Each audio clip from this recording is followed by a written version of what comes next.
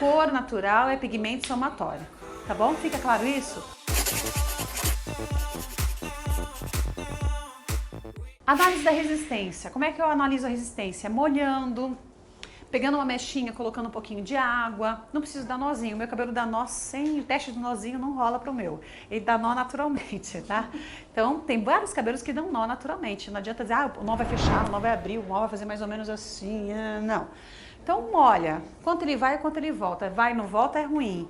Vai, volta muito devagar, é péssimo também. Então, teste de elasticidade.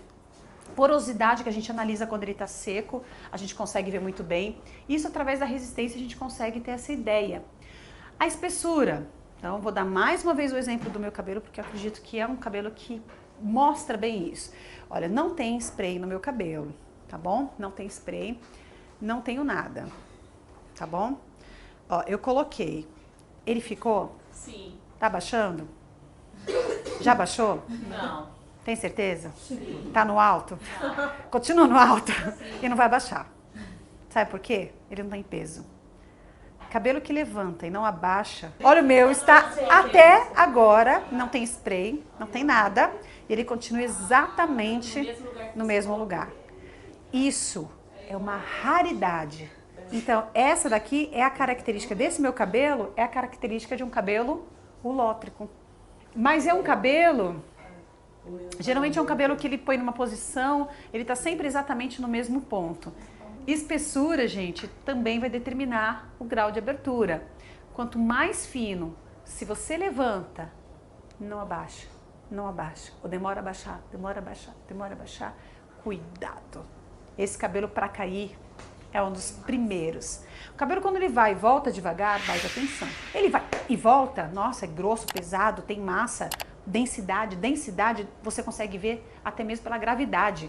Por exemplo, densidade e gravidade. Vamos dar o exemplo de jogar uma pena e jogar uma bolinha de chumbo. Quem desce mais rápido? Bolinha. Por quê?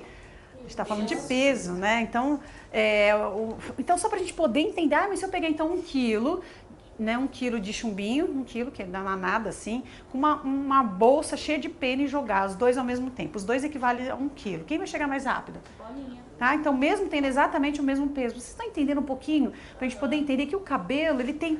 Essa questão da estrutura parece algo meio... É lúdico? Exemplo? Exemplo. Para a gente poder entender. Mas é real. Mas é real. Então, quando a gente começa a ver que o cabelo, ele é muito fininho e que ele não tem muito movimento, esse cabelo a gente já tem que cuidar. Tá? A gente vai ter que prestar atenção. Tudo que a gente fizer com ele vai ter que fazer com carinho, com atenção. A gente acredita que todos podem ser loiros. Sim, todos podem ser loiros, mas nem todos podem ser loiros descoloridos, tá bom? Todos podem ser loiros, mas nem todos podem ser loiros descoloridos. Eu posso ser loira colorida, mas eu não posso ser loira descolorida. E então é incrível como quando a gente tenta explicar isso para o cliente, por exemplo, que a espessura vai determinar o resultado, inclusive na coloração.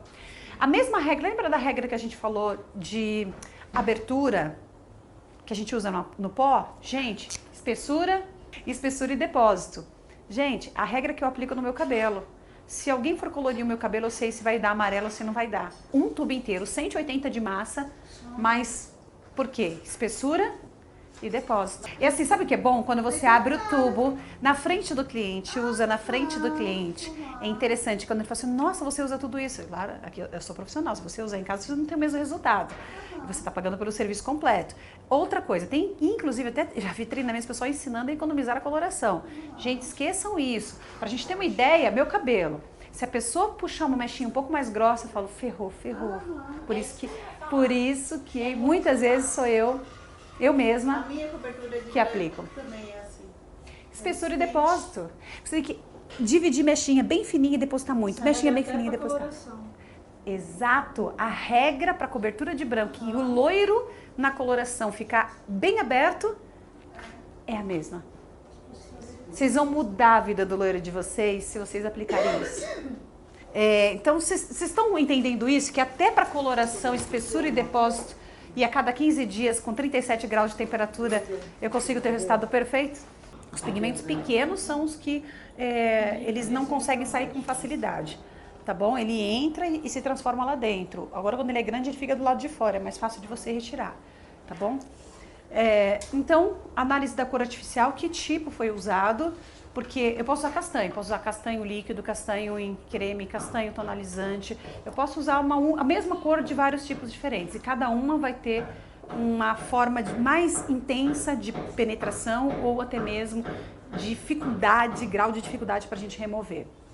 Aí nós temos neutralização de resíduos da cor, entender como é que eu faço para neutralizar esses resíduos, se é um resíduo laranja, se é um resíduo vermelho, se é um resíduo amarelo, porque nem sempre a gente abre. Lembra que a gente fala assim, tudo bem, para ter uma cor perfeita, eu só preciso chegar no fundo certo, que aí eu não preciso matizar nem devolver fundo. Tá, mas muitas vezes o cabelo não chega naquele fundo certo. E aí, se você sabe que se você forçar mais, o cabelo vai romper. Então, eu não posso chegar naquele fundo que ela espera. Então, o que eu tenho que fazer para corrigir? Neutralizar o fundo. Aí é essa hora que eu entro com coloração. Evito matização. Por quê? Porque matização maqueia. É uma maquiagem. E coloração insolubiliza o pigmento lá dentro. E aí ele não sai. Isso é uma grande vantagem. Porque aí a cor, ela realmente fica fidedigna. Ela fica perfeita. Ela fica realmente de longa duração.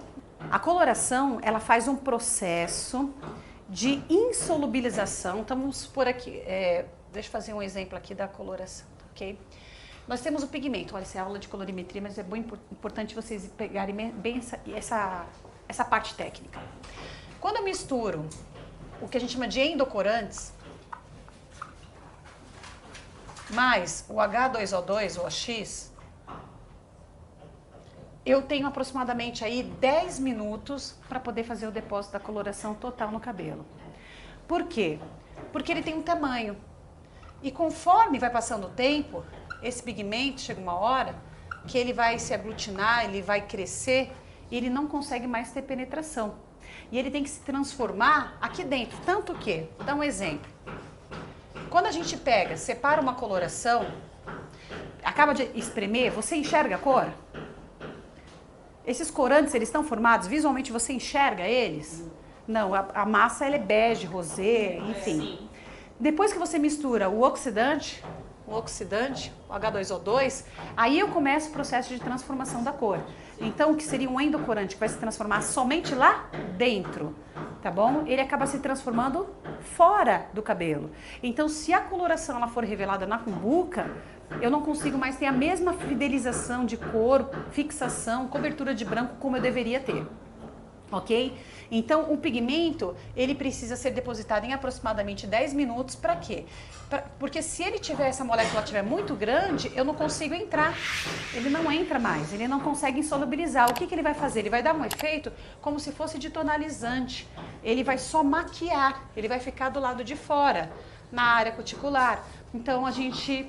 Parece que cobriu branco, a pessoa lava o cabelo, nossa, tá com 2 dedos, por que tá com 2 dedos? Não poderia estar com 1 ou 2 dedos.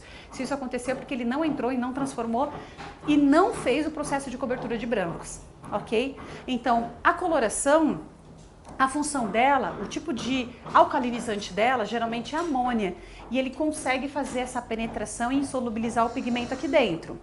O tonalizante já é diferente, o alcalinizante dele geralmente é etanolamina. Então, é um tonalizante, ele acaba por ter um alcalinizante mais suave, ok?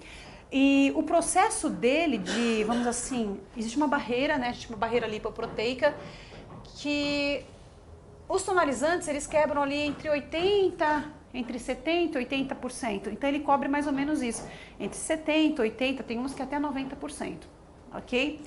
Uma coloração à base de amônia, ela quebra toda essa barreira, vamos dizer assim, lipoproteica, e ela consegue transformar a cor lá dentro. Então, ela cobre muito bem o cabelo branco por ter um alcalinizante mais forte.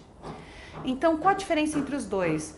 Geralmente, o tonalizante, o alcalinizante é mais suave, que é a etanolamina, a coloração é à base de amônia, e a cobertura de brancos ele é muito mais intensa na coloração permanente do que no tonalizante.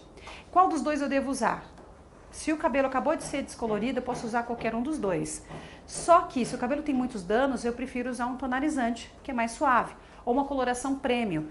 Essa coloração premium, geralmente é uma noetanonamina, esse tipo de alcalinizante é mais suave, só que ele cobre mais cabelos brancos. Então, eu sou mais a favor do uso de um tonalizante ou de um uso de uma coloração premium do que da coloração permanente.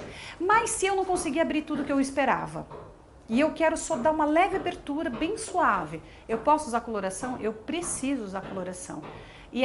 Mas eu preciso abrir porque ainda tem um laranjinha chato ali, mas eu não quero descolorir. Tem gente que fala assim, ai gente, depois de uma descoloração não pode usar super clareadora. Gente, é melhor usar super clareadora do que o pó descolorante.